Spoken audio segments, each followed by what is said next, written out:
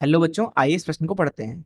मान लीजिए कि स्वर्ण पन्नी के स्थान पर ठोस हाइड्रोजन की पन्नी का शीट का उपयोग करके आपको अल्फा कण प्रकीर्णन प्रयोग दोहराने का अवसर प्राप्त होता है। हाइड्रोजन 14 केल्विन से नीचे ताप पर ठोस हो जाता है। आप किस परिणाम की अपेक्षा करते हैं? आइए इस प्रश्न की मुख्य अवधारणा की चर्चा करें। तो रदरफोर्ड के अल्फा कण प्रकीर्णन के प्रयोग में उन्होंने सोने की पन्नी ली थी। सोने के पन्नी में सोने के परमाणु होते हैं कुछ इस तरीके से। उन्होंने इसके ऊपर अल्फा कणों को फेंका कुछ इस तरीके से।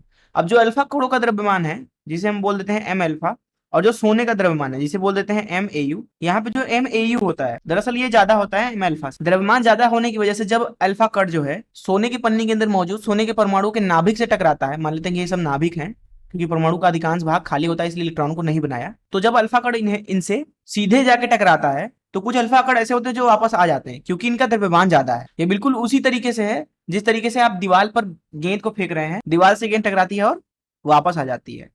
लेकिन क्या हो कि जब ये दीवार ही बहुत ज्यादा हल्की हो जाए, तो इस मुख्य उदाहरण का इस्तेमाल करके इस प्रश्न को हल करें। यहाँ इस प्रश्न में बोला जा रहा है कि अब यहाँ पे सोने के परमाणु की जगह पे हमें हाइड्रोजन के परमाणु लेना है।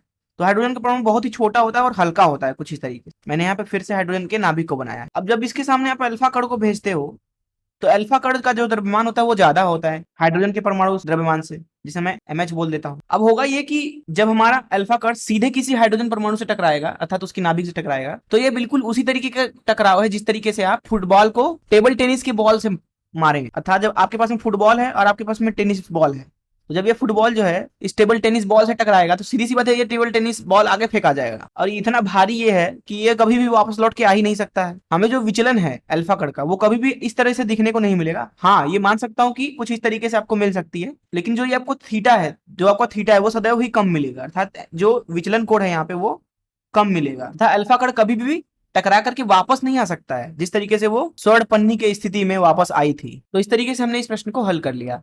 मैं आशा करता हूं कि आपको इस प्रश्न का हल जरूर समझ में आया होगा। धन्यवाद।